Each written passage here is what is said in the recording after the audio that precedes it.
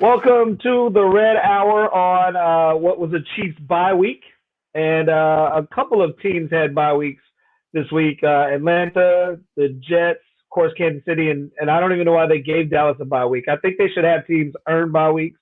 And if your schedule is horrible or your ratings are horrible, you get no bye week. You'll just continue to play and lose. But nonetheless, the Cowgirls did get a bye week as well, and we are getting ready for the Raiders.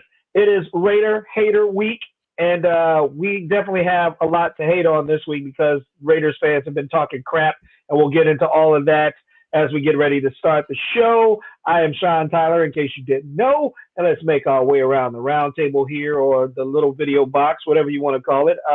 Cousin, Mr. Radio, Dr. Radio himself, Captain 816 today, I guess, Darren Smith. What's going on, gentlemen? You good? I'm good. I'm great, man. I'm glad to be in the service one more time. Your team's still on the road to 19-0?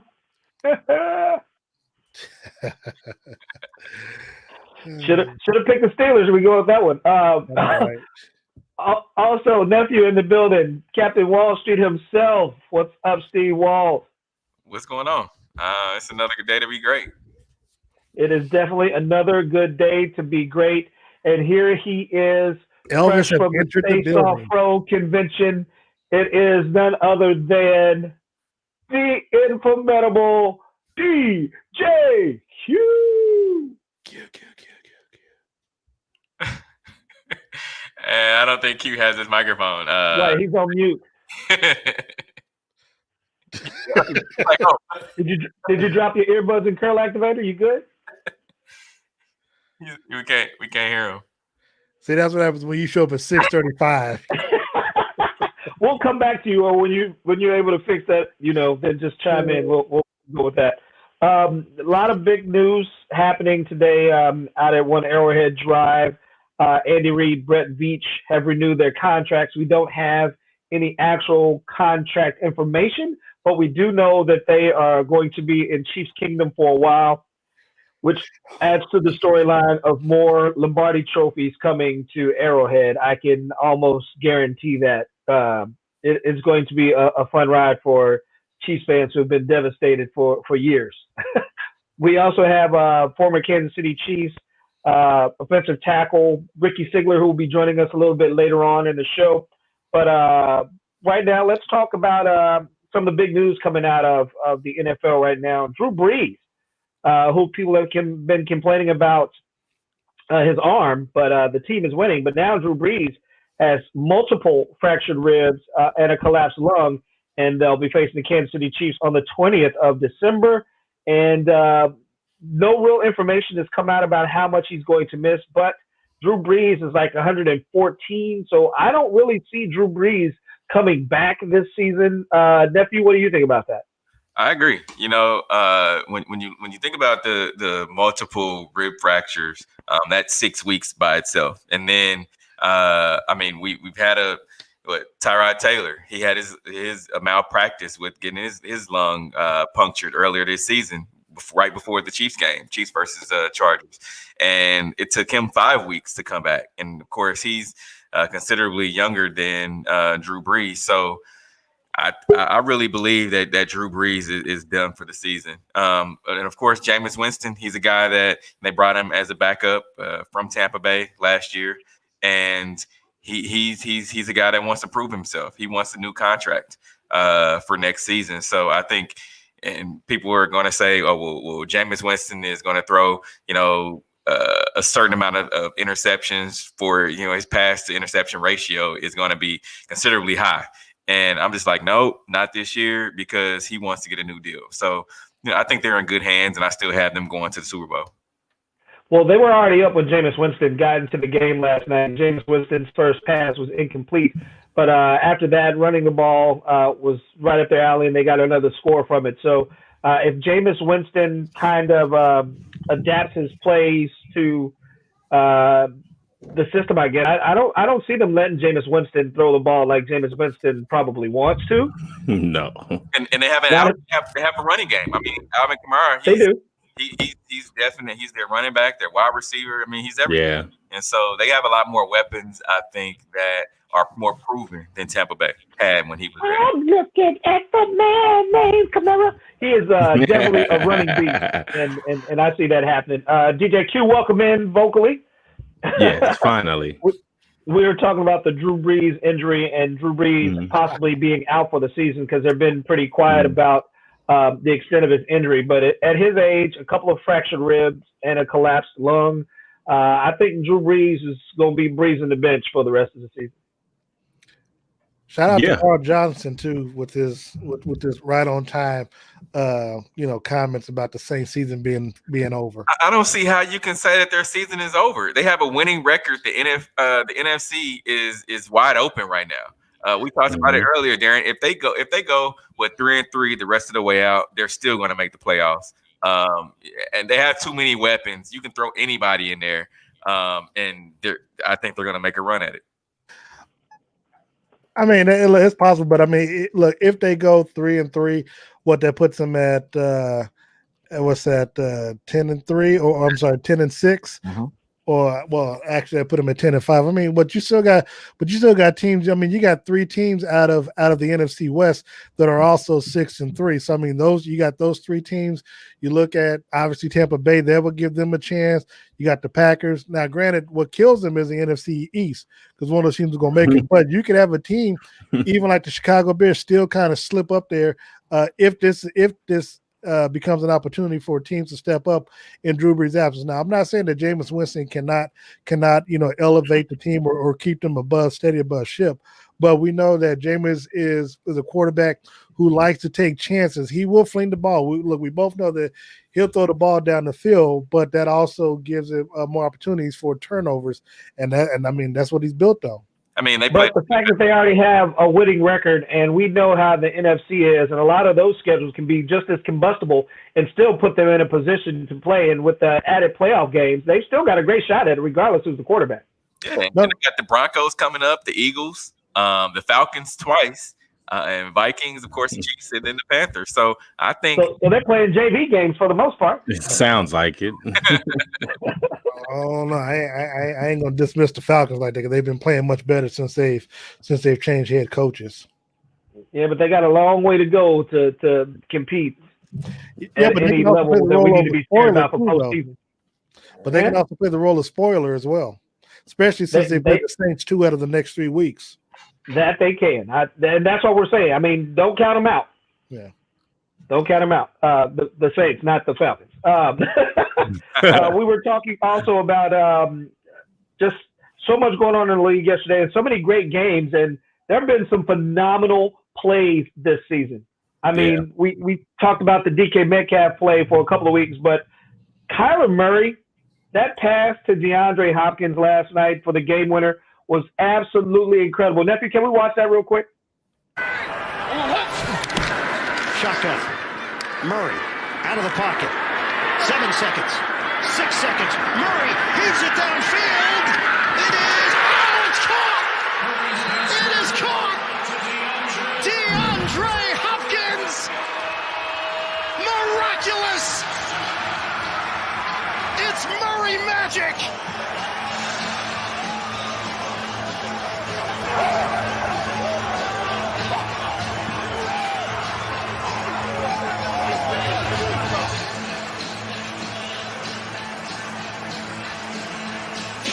Defenders in the area, and DeAndre Hopkins is the man who comes away with it.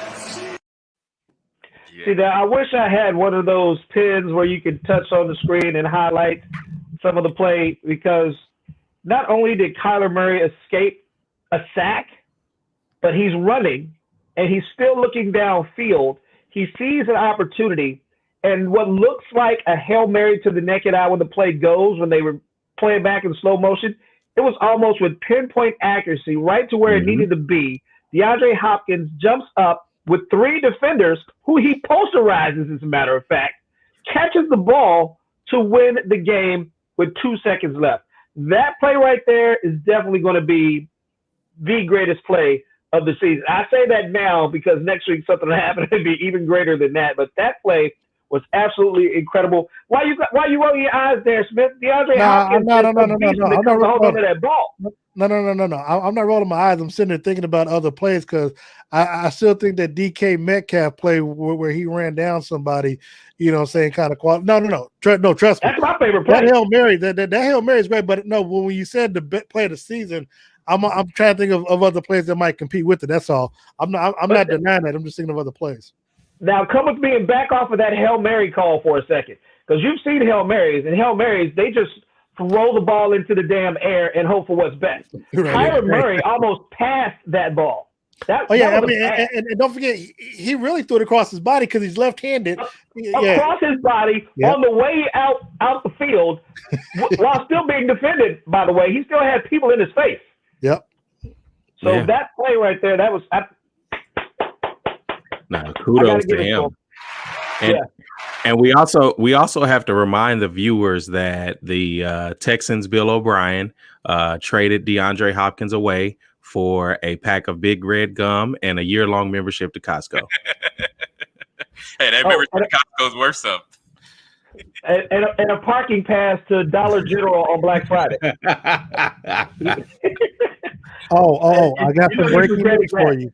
I got some breaking news for you.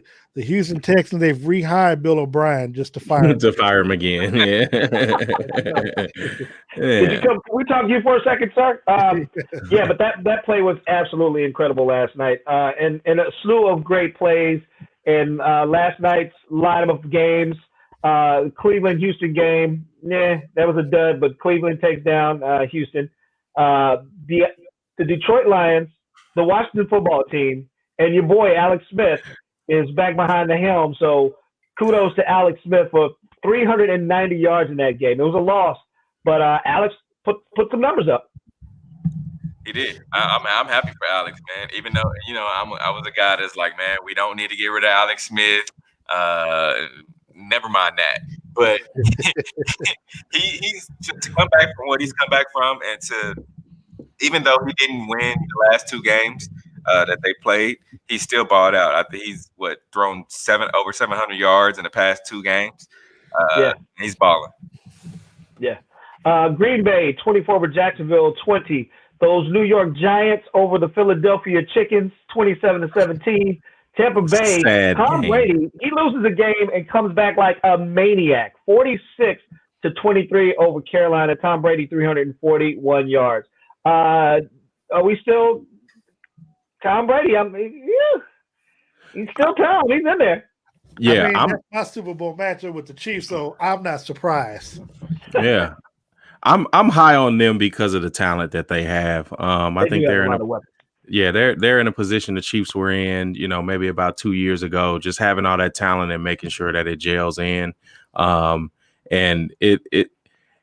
it's tough to beat a team that has a guy at quarterback like that, that can really, orchestrate the offense, really play on the fly, and then put the ball where it needs to be put. As much as Steve always talks about Tom Brady not having an arm anymore, he sure is getting the ball where overthrows though. That happens. Well, that means he's got arm strength still. If he's overthrowing receivers, that happens. One of the most disappointing games to me last night was Las Vegas, the Raiders 37 to Denver. I'm not sure if Denver scored 12 points or that was Drew Lock's 12 interceptions. It was nuts. Yeah, you got to get him out of here. Hey, that's Steve's boy. You got to make sure you clarify that's Steve's boy. Yeah. Drew Lock is my guy, but here's the thing, man.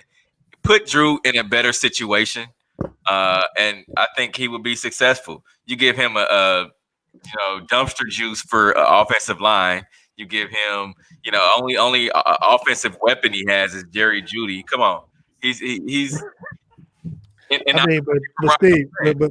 Steve, that's football. I mean, you put any quarterback in a better situation, they should be better. So they sit up here and say that it's Drew Lock's fault. You said, I know he's. And nephew, I will say this: Drew Lock last night. I'll say Drew Lock last night had way more offensive weapons. They were just wearing Raiders uniforms last night. Well, that's funny. I will say this though: if you're Drew Lock, if you're that talented, you should be able to elevate everybody else's level of play to yours.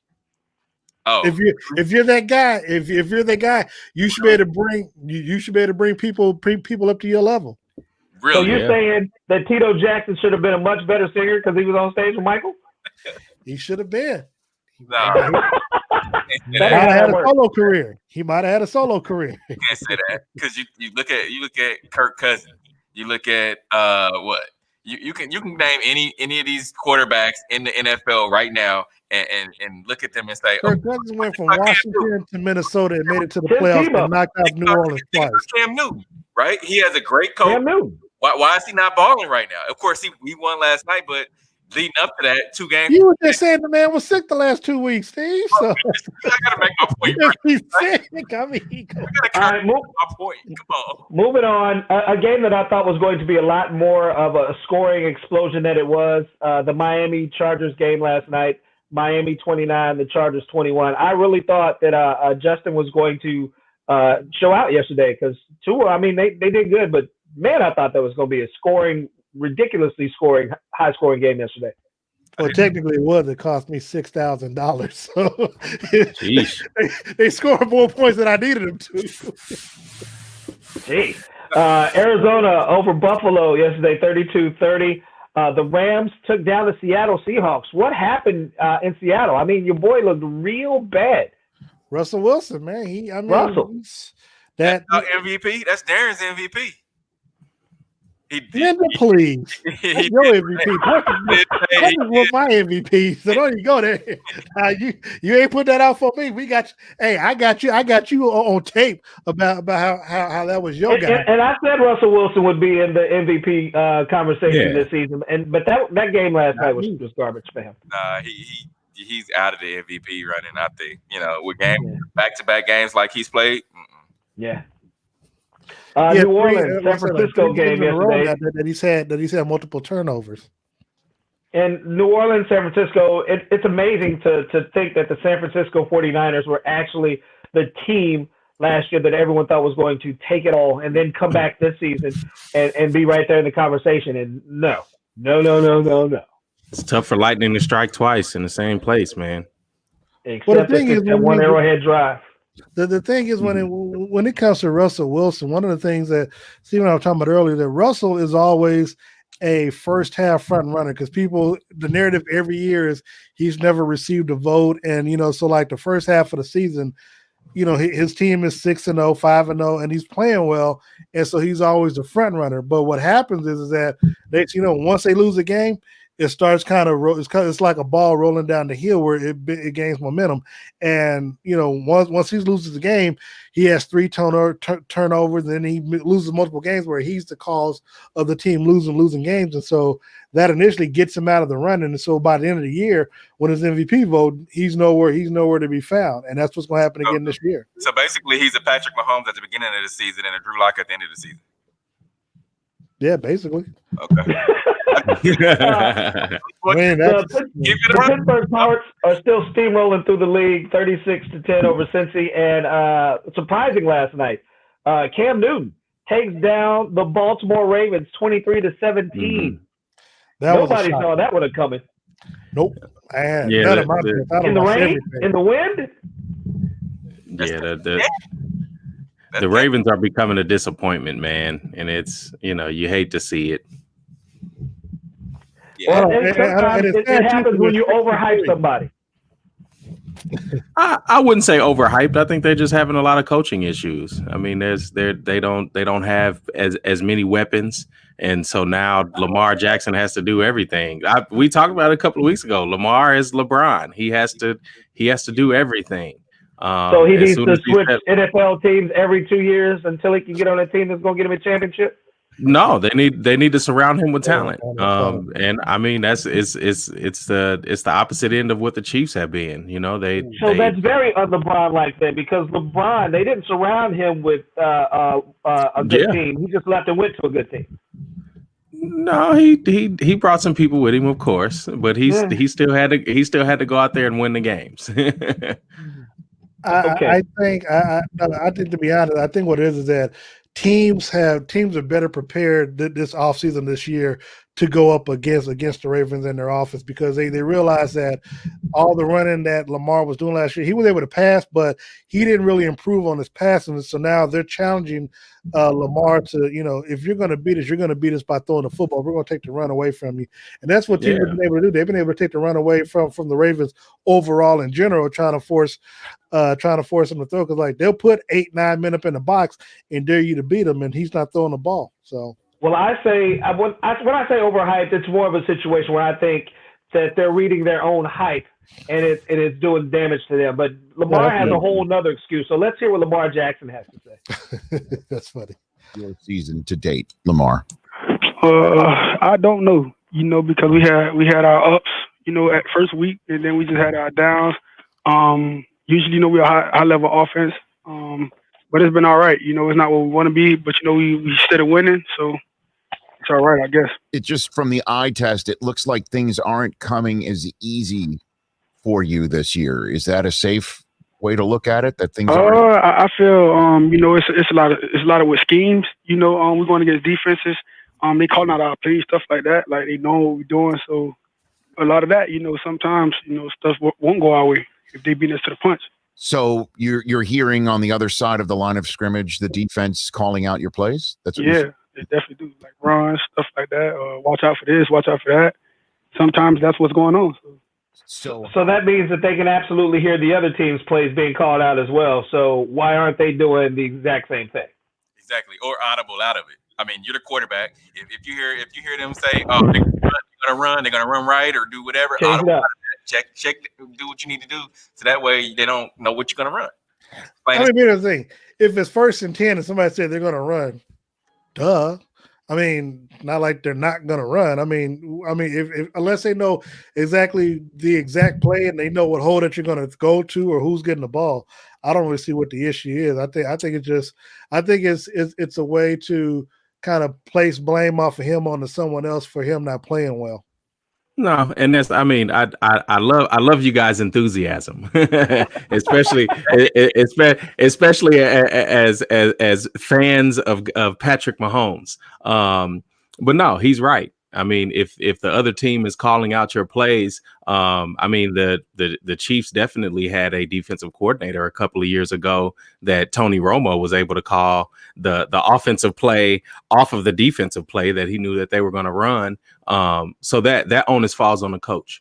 The offensive play caller in Baltimore needs to be more creative, especially with a dynamic player like that.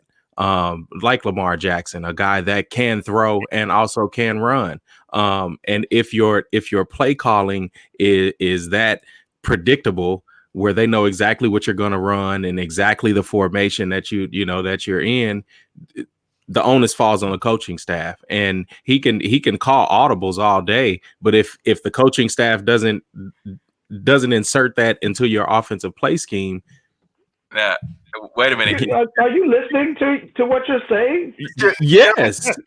Yes. No, you got Lamar Jackson right. He's not a Russell Wilson. He's not Cam Newton. He doesn't have the arm as those guys. So you're still kind of limited on the plays that you're able to run with him. You still your offense is still very limited. Come on, Q. You was a quarterback. Yes, I was a quarterback, and yes, I was a quarterback that played with a coach that wasn't very inventive, that didn't understand how to use dynamic players. Every coach. The defense is not predicting the play calls; they're hearing them. So, in essence, he could call an audible and do something else. We watched him just automatically transfer a play because he read the defense and just took off running or did something else last season, and it worked for him. So, I mean, if it's just like me saying, "Oh, Q's eating a sandwich," and I'm talking out loud like, "All right, well, it's sitting on his left. I guess if I just kind of move this way and grab it," and you hear me say that, you'll just take the play and move it out of the way. No, it's not that predicting the plays; they're hearing them. So he needs to do what he needs to do right there. If he's the MVP, he should be able to call an audible and make something happen if he's that good a quarterback. Or LeBron James, if you say. And Q, on top of that, that's no different than Peyton Manning or Tom Brady calling out the defense, seeing what they're in, and making an audible so he can adjust to their defense. Yes, They're doing nothing different than what they're supposed to do. And if they know they're running the football, that's because the Baltimore Ravens are predictable in that they do more run plays than pass plays because your quarterback can't throw. Yeah, and that's exactly how Tennessee shut them down last year in the playoffs. That's exactly how they bottled him up, because you have a coaching staff that doesn't have an offensive coordinator that is as good as Eric Bieniemy. Like if you had an Eric Bieniemy over there, I'm pretty sure an Eric Bieniemy type, one that can be inventive with play calling and also can mix it up. It's not going to matter how inventive they are. He throws fine. I don't know where we're getting this throw. He can't throw from. Who does he have to throw to? Like, here we go. Okay, you make your place. He got Hollywood Brown. He only threw him to him twice.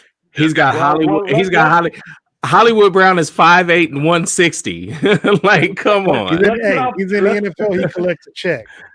Yeah, let's get off Lamar James. And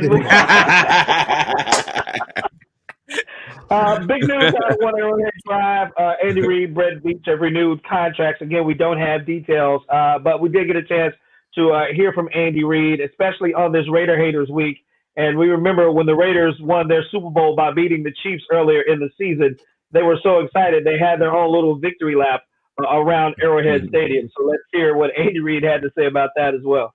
I haven't. I think they have, or they wouldn't have driven the bus around the stadium. So, but that, we don't. We just try to get ourselves ready for that team. It doesn't matter if you play them once, twice. We just get ready to play them the best we possibly can. And that's what we're going to do. We're going into Darth Vader's helmet this Sunday night on Sunday Night Football. And we're going to silence all of these Raider fans who have been seeing posting that the Raiders are 3-0 in the division, even though their record is still 6-3. Right. It's like, what are you bragging about? I saw a post on Facebook where some guy was just like, I don't know if you guys saw this, but he was like, yeah, the Raiders, they're in first place in the AFC West. And I'm like, yeah, I saw that. Like, when does the record not matter? Like, come on, man. Well, maybe they're from DC and they're wearing red or something. I don't know, because numbers don't matter to a lot of those people right now. But I digress. We are going to be playing the Raiders this Sunday Night Football on NBC. Game time at about 7:20. So definitely get ready for that, because I'm sure that's going to be a really, really, really good game. And the Chiefs are not going to let the Raiders forget that they drove around their stadium and won by 8 points? Yeah, I do want to mention, because I know we haven't talked about it yet, but I don't know if you all realize that the Chiefs have played starting offensive tackles, both Eric Fisher and Mitchell Schwartz, plus offensive lineman Martinez Rankin on the reserve COVID-19 list earlier today. And then there are unconfirmed reports of McCole Hardman. Of course, he's on the COVID-19 reserve list, but that he's the one that actually tested positive for COVID-19. Mm-hmm. So. And Andy Reid in his press conference earlier was asked about, McCole Hardman and does he have the virus? And Andy said, hey, I don't know how much I can share with you, but Andy, in a roundabout way, said that McCole has it, because his response was that he's feeling fine. So if somebody asks you do you have COVID, and you say, oh, I'm feeling fine, that means, okay, I'm feeling fine. I got the virus, but I'm feeling fine. So Andy, in a roundabout way, said McCole has the virus. Yeah, but the only pushback I give to that, Steve, is remember with the whole Justin Teamu, and we were on the Zoom call, and I asked the Chiefs PR people about it, why they would not just release it. And they said that they don't do it. So I think to Andy's credit, that kind of follows along suit to where they're not going to confirm or deny. They're just going to, if it comes out, it comes out. But the good thing about that is Sammy Watkins is slated to come back, so we'll see. But, all right, but we're getting ready for offensive lineman though on that could play a vital role in Sunday's game if they're not able to play Sunday. Most definitely. All right, we'll keep everybody abreast on those updates. Make sure you follow the W or listen to these guys on ESPN 810 Radio and get updated on what's happening with the Chiefs and their COVID-19 protocol. But the holiday seasons are approaching, and before we get to our video call, which is being brought to you by the DeVoya Marshall Agency of Farmers Insurance.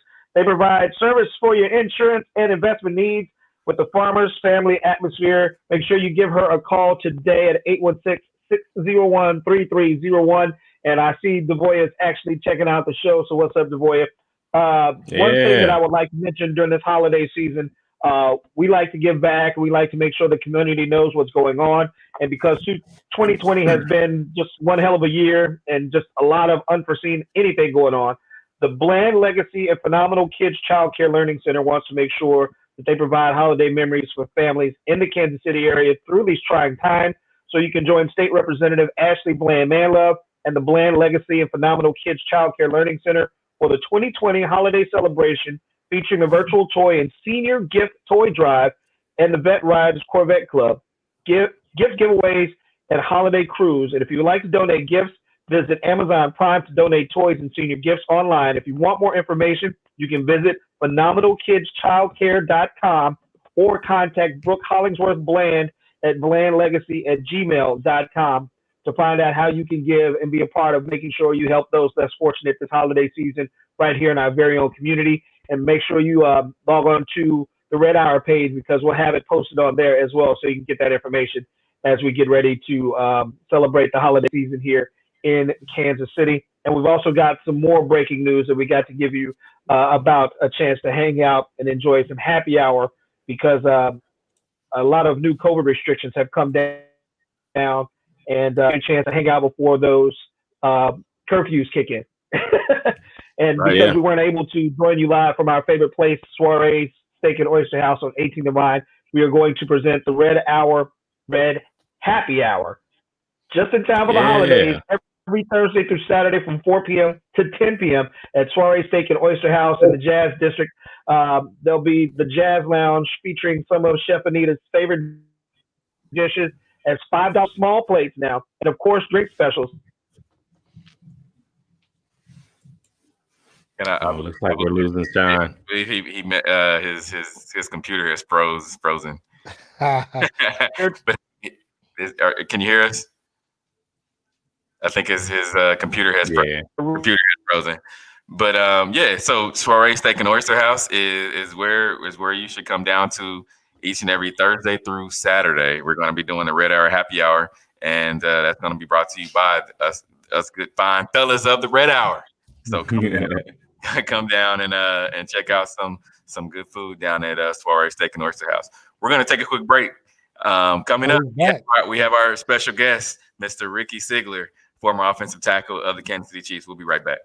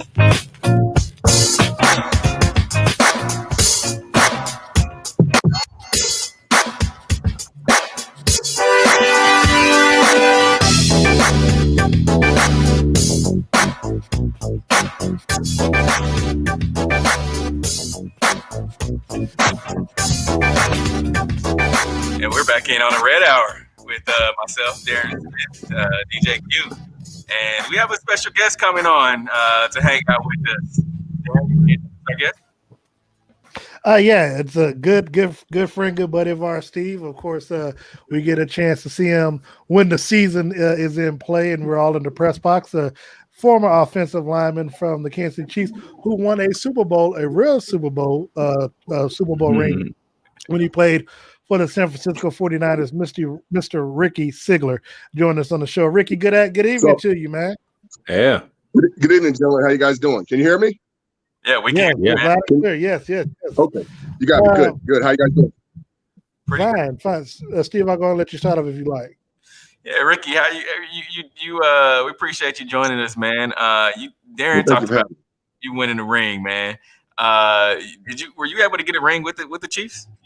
Were they? I'm sorry. Yeah, yes. I'm a chief ambassador, and the organization, Hunt family, were very Mark Donovan, very gracious and blessed us ambassadors with Super Bowl rings. So that was very, very nice. Very, very, very nice. Now you see this team week in and week out, and take us back to when Andy Reid first got with the Chiefs, right? You talk about where they've gone from Andy Reid coming in 2013 to where they were winning the Super Bowl, and then where they are now.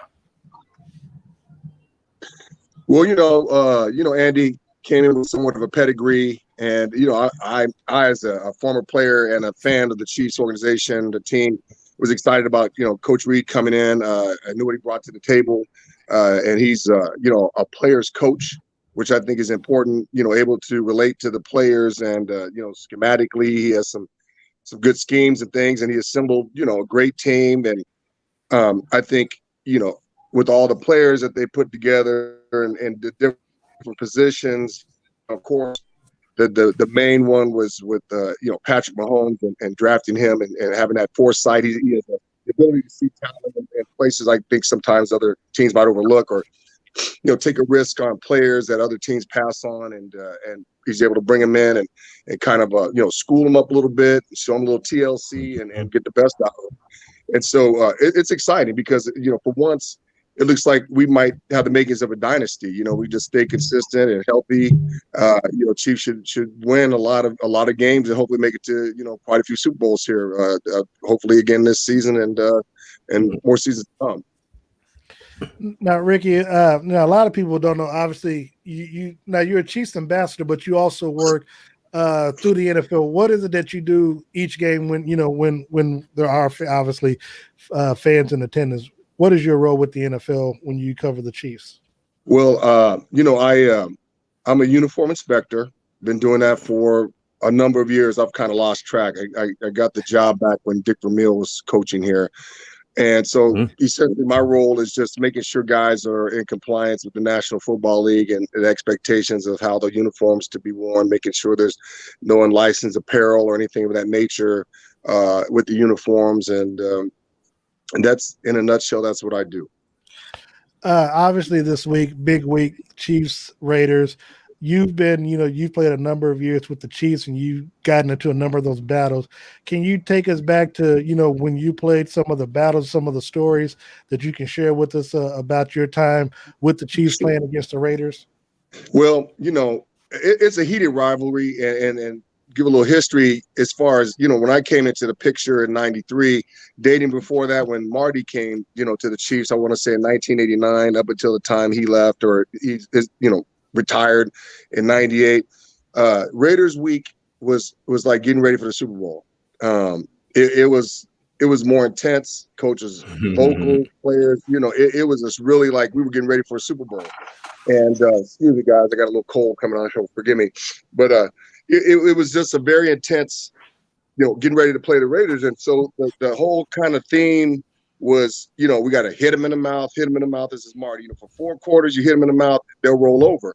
And so that was kind of the philosophy going in. We're going to go in and hit him in the mouth. And so when I came to the Chiefs as a free agent in 1993, Raiders, they had a beast of a defense. And, I had to face a guy named Howie Long. And I'll tell you what, Howie Long was he was a handful. I mean, that's understating it. Howie Long was a very formidable foe physically, but more so with his intellect. He understood the game of football. Howie Long, it was uncanny how he would know formations And sometimes I even think I was like, does he hear the snap count? Because Howie would be, as soon as that ball was snapped, he was in my face. And I'm like, man, listen, I tell the quarterback, maybe you're saying it too loud or something, because there's no way this guy could get off the ball that fast. And, you know, I would line up and I'd be down in my stance. Quarterback's going through his cadence. And Howie would be on like one knee and he'd be looking in the backfield and looking at phone. I'm like, what's this guy doing? I'm the quarterback, we're going to snap the ball. And then last second, he'd jump up into his stance and like, bam. And you couldn't fool him. You know, I'd try to, you know, if it was a draw play, I'd try to bait him upfield and you know, like set my pass set stance and look like pass. And man, he would just engage and he'd just watch. And I mean, when Howie retired, I wanted to throw him a retirement party. I tell you what, it was a handful. And, you know, playing him twice a year, twice a season and having to face Howie Long and that Raiders defense was something else, man. But, you know, we'd be up for the game, and I'm hoping that this group of guys really understands the depth and the scope of this rivalry. And, you know, kind of reading some things today about the little victory lap they took after the game, maybe a little salty about that. I think that's good. I think they kind of understand, you know, because it is a big rivalry. It's a big time rivalry. The follow-up on that, how does Raider Week separate differently than when you all face off against the Broncos? Well, you know, the Raiders had that reputation. They kind of like the bad boys of football, you know, dating way back to the inception of the Raiders and, you know, from the owner, Al Davis, and some of the characters they've had, the quarterbacks and the Ken Stablers and other guys. They were kind of like those blue-collar players, man. And, you know, they just it was just something about playing the Oakland Raiders, the Los Angeles Raiders, and now it's the Las Vegas Raiders that, you know, I mean, we had the Broncos in Elway, you know, and that was a heated rivalry. We had the Chargers and all that. But I'm telling you, something about the Raiders, it was like brawl. You know, it was like a Mike Tyson type of brawl type of thing. You wanted to go in, and, you know, they were, and I don't mean this in a disrespectful way, they were kind of undisciplined team. You know, they were heavily penalized. They just didn't play with a lot of discipline. But it was a pride thing. You know, we didn't want to lose to the Raiders. We felt like we were a better disciplined team.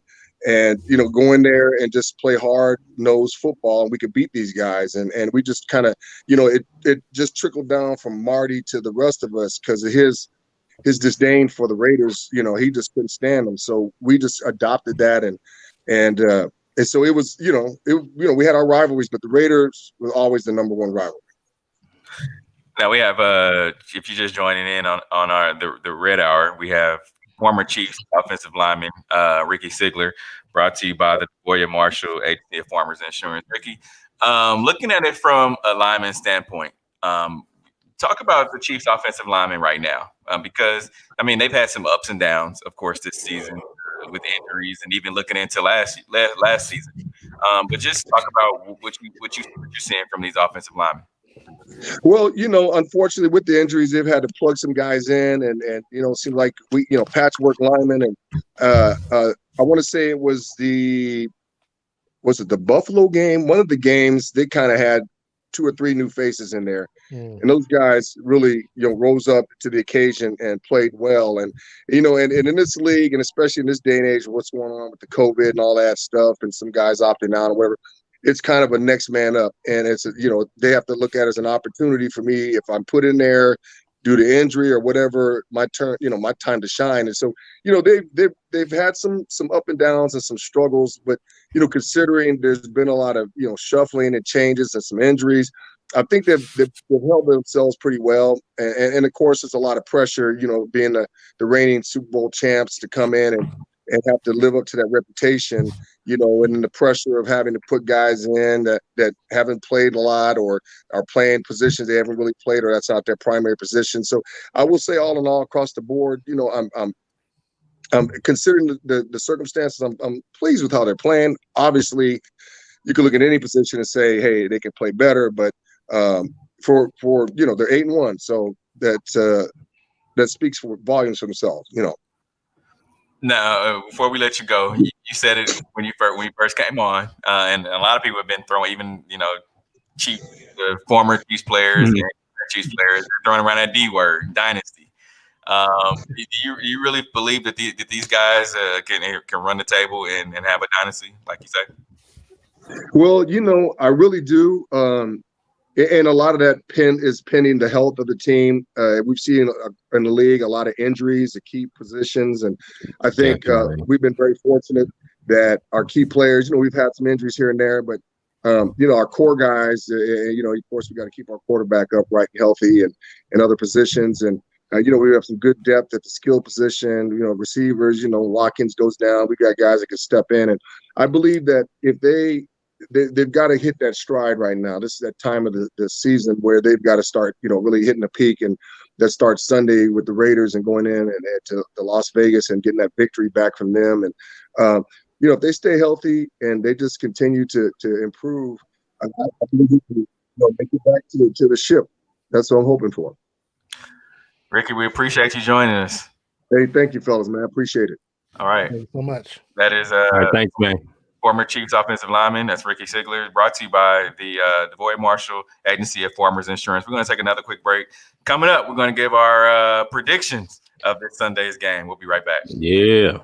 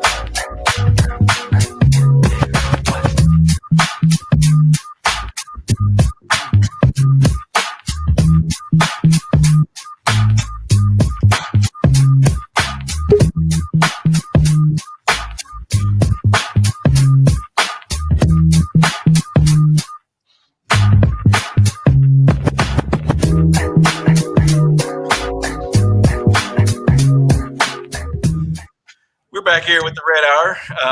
Not sure what happened to Uncle Sean. Looked like he's having a few computer issues. But you gotta pay that Google Fiber bill. They don't play. Yeah. Some news that happened out of One Arrowhead Drive earlier this week that we didn't get to quite yet. But you guys' thoughts on Chiefs Chairman and CEO Clark Hunt signing Andy Reid and Brett Veach to a contract extension? I think it needed to be done. Soon. Especially to solidify all your pieces. They've got that credit card payment went through, Steve. He's back. Yeah. He's back. Welcome back. We were just talking about Chiefs Chairman and CEO Clark Hunt signing Brett Veach and Andy Reid to a contract extension. Let's hear from Clark Hunt. Well, the short answer is I smile a whole lot more. If you just think about the journey that we've been on over the last 8 years, when we hired Andy, we were obviously coming off of several very difficult seasons. The turnaround with Andy was almost immediate, going 9-0 his first season in Kansas City. And, to his credit, he's done nothing but get better. And that's helped our football team get better. Obviously, that crescendoed with the Super Bowl victory this past February. And I'm excited to look to the future because I don't think there's been any change in his energy level and just the way the players respond to him. They're excited to come to practice every day, excited to play for him, and fully on board with our goals to win world championships. All right. Thank you very much, Clark Hunt. Of course, that means great things for – can you hear me? We can. Yeah, we can see it. You guys are looking at me like I'm dark again. My MacBook just started going berserk, by the way. I don't know what happened. But obviously, that is great news for Chiefs Kingdom to have Brett Veach, who orchestrated one of the most mind-blowing contract negotiations for several players over a couple years, and culminating with a $500 million deal for our quarterback, Patrick Mahomes. And just what he did with the Chiefs bank account was phenomenal. Yeah, $177, as Darren like to say. People were still scratching their heads on how all these deals got done. And then to, of course, have Coach Andy Reid come back and be a part for the long haul is absolutely a great deal for Chiefs Kingdom as well. I don't know how much I've missed, but I do want to remind you guys that we got a lot going on for the holiday season. Of course, this crew is all about giving back. We'll post a lot of stuff over the holiday season about things we're doing, including what we're doing with the Bland Legacy Foundation. It's going to be some great things, and you can make sure you tune in to the Facebook page here for the Red Hour for the virtual toy drive to get more information. And we'll give you more information about the Red Hour Happy Hour happening at Soiree Steak and Oyster House Thursdays through the weekend. It's going to be an amazing thing. And there's some gift packs for the whiskey lovers and cigar smokers in your house as well, from Woodford Reserve and Uncle Nearest, that you might want to take a part in. One is $140 and one is $90, but it comes with a gift box and bottle opener, cigar, and some whiskey recipes and to-go pouches and so much more. So you're looking for somebody to purchase something for that's hard to shop for in your holiday gift list, and they love cigars and whiskey and great food, then definitely come hang out at the Red Hour Happy Hour at Soiree. Masks are mandatory. Social distancing is mandatory. And, of course, with the new COVID rules set down by Mayor Q, who actually, that's what I'm going to see if we can get in next week to talk to Mayor Q, because he's a huge Chiefs fan. And with the Raiders game coming up, and we'll talk about all of that next week, I'm sure he'll love to be a part of that. So I'll reach out and see if he wants to do that.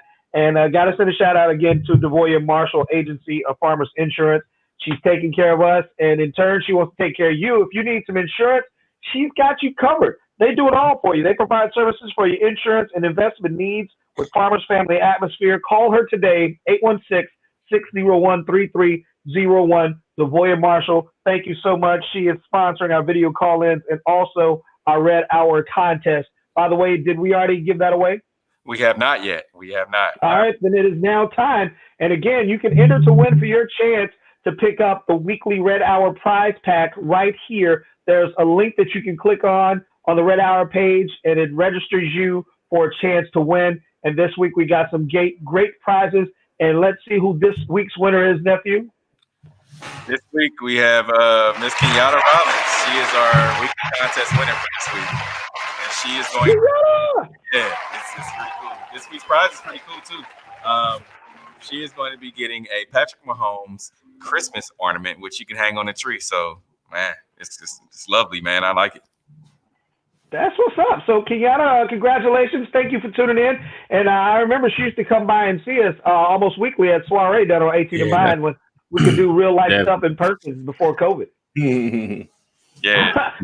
All right, fellas. It is Raider Hater Week. And as we all know, the Raiders are number one in the AFC West. Oh, I forgot who said that, but I saw that too, nephew. I was like, what kind of math are we doing? But they are 3-0 in the division. We're 2-1 in the division, and we need this win. We are 8-1 overall, which puts us in first place in the AFC West, by the way. The Raiders are 6-3. We're taking them on for the first time. The Chiefs' first visit to Darth Vader's helmet. Does that even matter, cousins? What do you think about this coming Sunday night's football game? Well, I will say this. I don't think it matters. I mean, they could be playing in the Sandlot, and the Chiefs are going to get in that behind this weekend. I do want to make mention, I know we talked about Andy Reid and his response about the Raiders traveling, doing the bus circle trip. Well, John Gruden actually responded earlier today, and he said that in response to Reid's mentioning Raiders' victory lap in Kansas City, he says, and I quote, I mean, you can find a smart aleck bus driver in Kansas City who made some snide comments when we got on the bus. Maybe that's why we drove around the stadium to tick them off. This is ridiculous. Next question. So that's from John Gruden himself in response to Andy Reid's victory lap comment earlier today. So I'll say all that to say that it doesn't really matter. if you're the Chiefs and you need some sort of motivation to get you ready for this game, so be it. Kansas City is going to put the smack down on them. I think Kansas City, even with what's going to be key in all honesty, because I think you might have logged off, Sean, is the you fact got that music ready? Huh? Yeah. But it's going to be the fact of whether or not Eric Fisher and Mitchell Schwartz are able to play, because they're on the COVID-19 list, and then their backup lineman is as well. So if they're able to play, I think Kansas City gets a 50 ball on the Las Vegas Raiders, because I think Andy Reid is really going to open up the playbook against the Raiders this weekend. All right. Q, new atmosphere for the Kansas City Chiefs, but it is the hated Raiders that we will be playing. And I got to give my look to John Gruden one more time. You can be an adult, John, and just tell the bus driver to just take us to the damn airport. You don't have to do laps around the stadium to prove something to a bus driver. But Q, Right. What are you thinking about this game? A 50-baller? Did you hear that? Yeah, I don't see them doing a 50 ball game unless Derek Carr throws about 2 to 3 pick sixes. But I think they come out firing.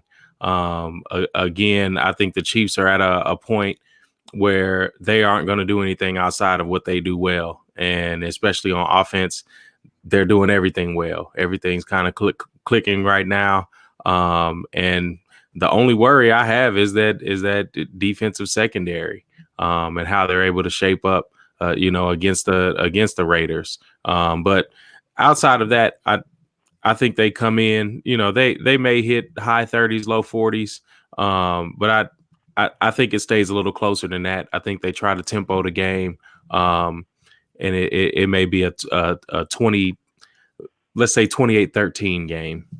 Oh, okay.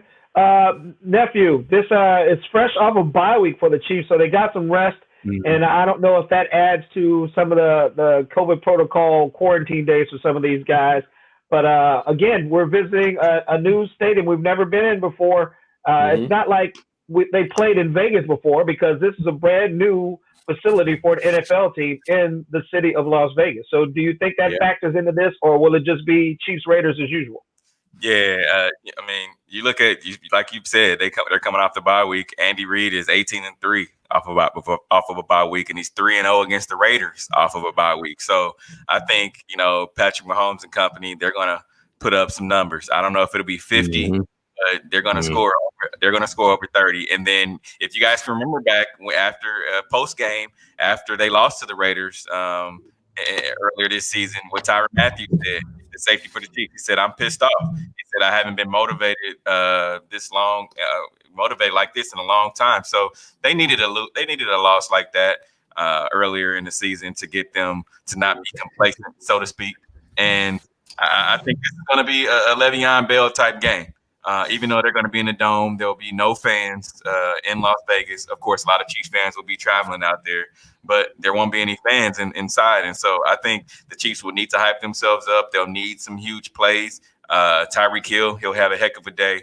But, the defense, I know Q said they're going to need to stop Henry Ruggs and company and Derek Carr so that he doesn't hang 340 yards like he did last time. Stopping the run. Josh Jacobs, they'll need to be able to stop him. And I think coming off of a bye week, they'll have some stuff drawn up. And Andy Reid will definitely have some stuff drawn up on the offensive side of the ball. And I believe Andy Reid will have Le'Veon Bell and Clyde Edwards-Helaire in some type of crazy formation that we've never seen before, and they're going to score off of it. And just for an added bit of sweet poetry, the Raiders fans in this brand new $65 billion stadium, no fans, because you have no fans. Your fans suck. Here's the question, though. If the Chiefs win, do they take a victory lap around that stadium? Nah. No, because they'll be driving in the dust, and we don't like to get dirty like that after we done showered. So we'll just take the W and go home. Man, I really want to. So I know post game, Steve and I are gonna be on it. I'm really gonna ask, hey man, are y'all gonna just do it one time just to be petty? I just gotta do it. Just gotta do it. No, they'll bury a Chiefs flag above ground this time. Yeah. Picking up under one of the seats. That's what they'll do. Sunday Night Football this week. It's the Chiefs and the hated Raiders. It is Raider week, so I know a lot of Kansas City fans will be rocking that red all week long, not just on Red Friday as we get in preparation. Because sadly enough, there are people who like the Raiders in Kansas City. We try to get them to go home, but do they have a home? They just randomly roam about. Folks in Kansas City like the Raiders, and they've never been to Oakland, never stepped foot in Oakland. Or Los Angeles. Or LA, yeah. Or Los Angeles, or North Kansas City, or Poughkeepsie, or wherever the Raiders have moved to in their history. And too many cities to count. But that is going down. And tonight we've got Monday Night Football. We've got the Minnesota Vikings visiting the Bears in Chicago. So that should be a pretty decent game. Yeah, good luck. It's like watching paint dry. Yeah, good luck. That's going to be a pretty decent game. That is going to do it for us once again. Make sure you check out the Red Hour page to get information about the virtual toy drive and, of course, the Red Hour Happy Hour happening at Soiree. It's going to be a beautiful holiday season. Things are looking up for this great country of ours. It is going to be a great time. There are new COVID rules in place because COVID spikes have been happening. People, wear your damn mask. Wash your damn hands. I feel like I shouldn't have to tell you that. Stop touching people and go home. Socially distance. You don't have to be everywhere all the time. It is okay to sit down and just stay away from people for a little bit. It's a Watch holiday TV. season. Spend time with the family. Grandma's house and your hands ain't clean and you've been over Ray and them playing their new PS5 all day and give you grandma COVID. Don't do that, okay? Just chill out. Let's chill out this winter, and we'll get over this so next year we can be back in the stadiums and enjoying football in person. So with that said, we are going to get out of here. Once again, to our brother Q, send the love and light to your family, bro. We love you. We love your people, and we still praying for you, all right? So that is going to do it for us here on the Red Hour. We will see you as we talk more Chiefs football next week. Do something good for somebody in the community. Spread some love. And keep your damn hands clean when you spread it. Or put on gloves when you spread it. That will help a lot. It's the Red Hour. We'll see y'all next week. Peace.